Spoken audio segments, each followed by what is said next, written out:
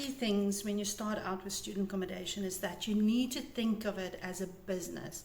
It's not just a house that you're renting out to normal tenants or a flat. It is a business because you're dealing with a lot more tenants as such. So you might be dealing with 15 or 20 students, which means that you have 20 tenants. Okay, so if you had a portfolio of 20 flats, you would manage that as a business, isn't it? It wouldn't just be something you're doing on the side. So even though you have one property, think of it as a business. And for that, you're going to need some technology to help you manage all of this. And as a new business, and you might only have 20 students, that technology can become quite expensive. So today I wanted to share with you some tools that can help you to manage your student accommodation like a business that it should be. Hi, my name is Rita van Rooyen, and I'm the founder and CEO of a company called My Student House. We manage thousands of students all across the country, and we help new landlords get into the student accommodation market and to make sure that they are successful and they manage and run their student accommodation businesses correctly. Okay, so the tools that I'm going to show you are either free or you can get away and use the entry-level package that they have on the system that also unlocks other free tools for you. So some of them might come with a very, very small charge, but I will tell you which ones those are. What tools and marketing platforms can you use that are free for you to start with your marketing to students? Now, the first thing is obviously Facebook, right? Social media, Facebook and Instagram. Facebook is where the parents are, Instagram is where the kids are. So by using those two together, you can reach quite a lot of people like that. Now, you can't do it really on your personal profile, but you can create a business profile on Facebook. And for that, you can just Google, and there's a million people that'll tell you how to do that. And then once you start putting your property info on Facebook, you can then, if you want to, you can then boost it. The boosting will cost you something. Obviously, Facebook itself doesn't cost you anything. It is sometimes necessary to boost, but if you do it during intake, you really only need to spend 10 or 20 rands a day to fill up your property. So that is a really, really good one. And then, of course, TikTok is the other one. If you're brave enough, get some students to create some TikTok videos for you. And that kind of can go viral all by itself. The cheapest platforms for you to find students. Gumtree, I think, is also more or less free, but that doesn't really perform so well in terms of my experience. And then I think there are other paid places, but they are quite expensive. When you do find a tenant, they will charge you up to 3.5% of your rental for the year, and you haven't even received any money yet if it's NSFAS students, and you have to pay them up front. So that is a bit expensive, so I'm not going to mention that. This is the tech low charge and free video. Once you find a student, okay, so they're going to want to contact you.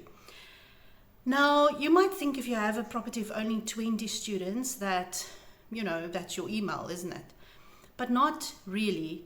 When you're looking for 20 students, you can go during intake. It's busy, it's hectic.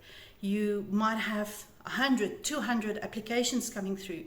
There's lots of things that you need to do to screen those students. You have to check which year they're studying, what were their marks the previous year. All of that will determine whether they're going to continue with their bursaries or not. You need to check their addresses, their FICA documents, etc. So it becomes quite a lot. And I did do another video where I was talking about, all the things you need to look at when you screen your students. So yeah, that could get quite hectic, because if you have 200 applications now for 20 beds, and everybody's sending you documents and you have to go through all of that, it becomes very overwhelming very quickly. And if it's during intake, you're also busy arranging viewings and dealing with contracts and everything at the same time.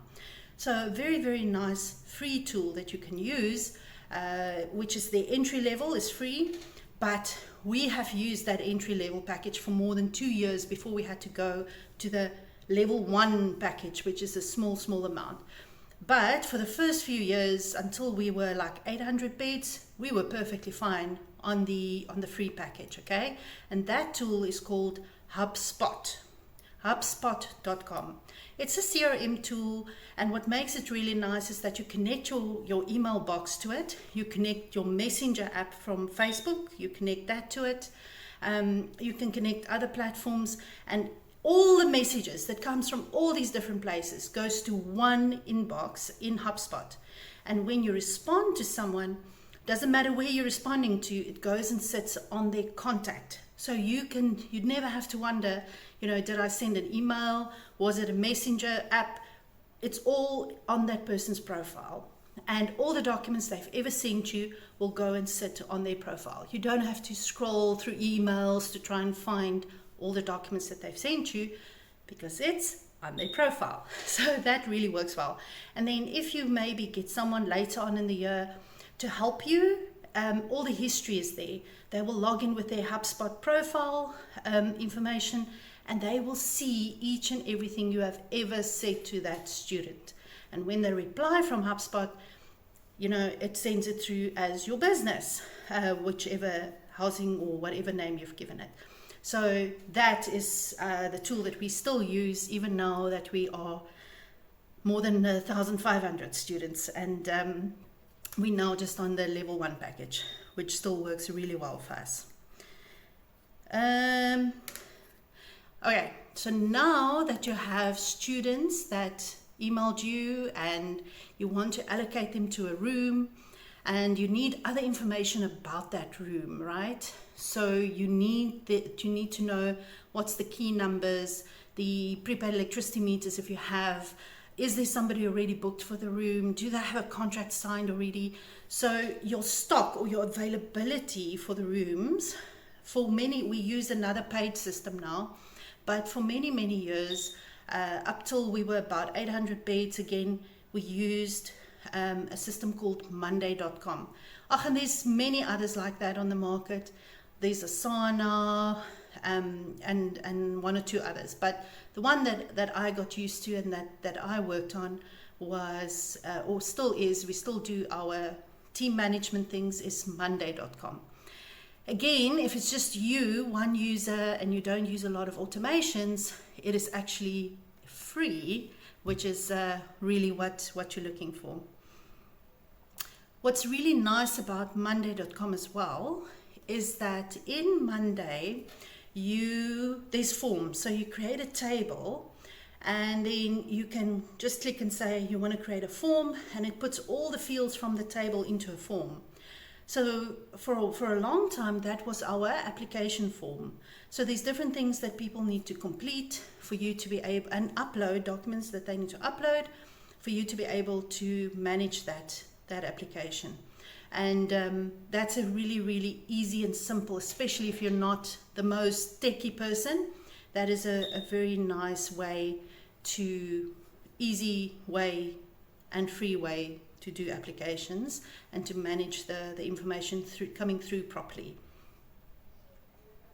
The other nice thing about Monday.com is that when you go through the year, you want to know what maintenance needs to be done. A student might be upset because their couch a couch was broken, or the microwave has an issue, or whatever the case may be, and they want to be able to report that. And you want to kind of not forget about what are all the different things that's happening. And you might be giving some of these things to external contractors,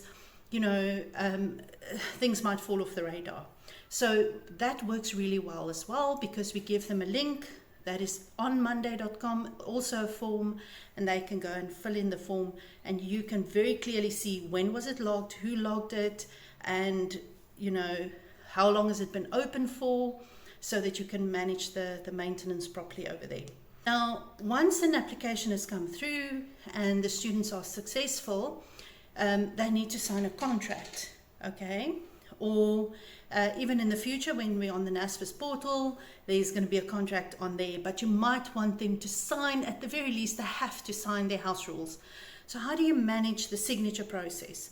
because a lot of times it's the student that must sign, especially if it's private students. The students sign, their parents sign, or whoever's providing security for that lease, they must sign as well. So, and you must sign. So potentially you're managing at least 3 different signatures and different people. And then to try and do that over email is a bit tricky.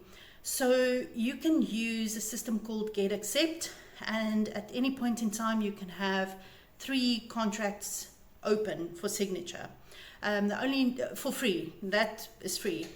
You can sign as many as you want. It's just that there can only be 3 awaiting signature at a time. But if you don't have that many beds, that's fine, because you can manage 3 at a time like that.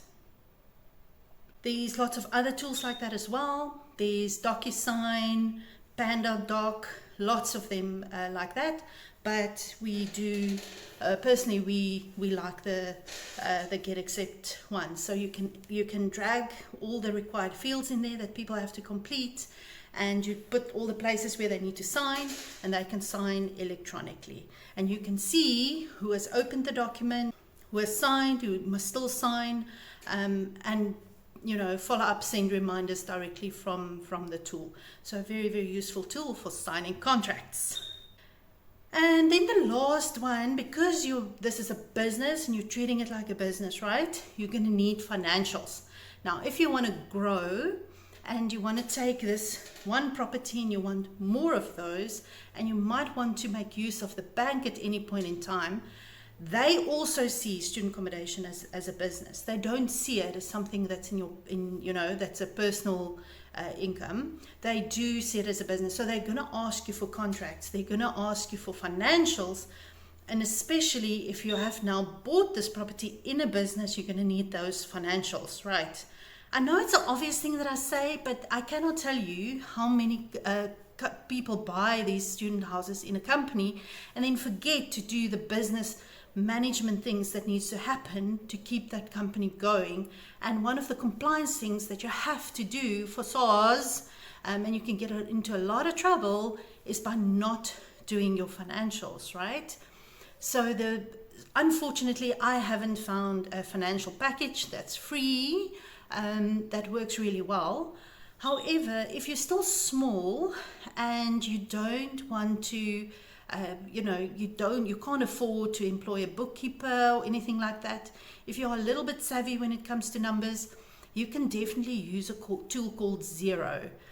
Now, Xero is Xero, and it is it's a cloud-based accounting package, and you link it to your bank account. It pulls through all your transactions into the tool, and then you can allocate it to income, to expenses, whatever.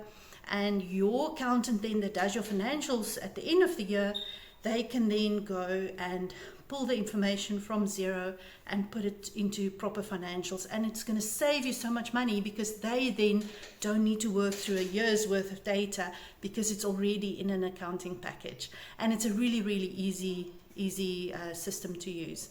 You can send students invoices from there, statements, and so on, so that you look like a professional little business that you're running there.